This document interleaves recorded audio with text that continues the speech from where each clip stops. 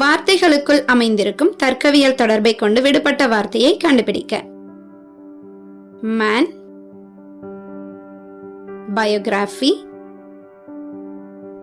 Nation, dash. இதுதான் நமக்கு கொடுக்கப்பட்ட கேள்வி. இதுக்கான 4 ஆப்ஷன் பாருங்க.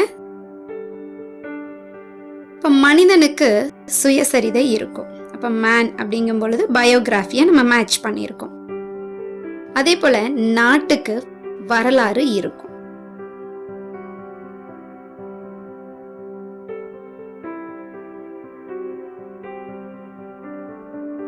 அப்ப இந்த இடத்துல நேஷன் அப்படின்னு வரும் பொழுது ஹிஸ்டரியை நம்ம செலக்ட் பண்ணிக்கலாம்.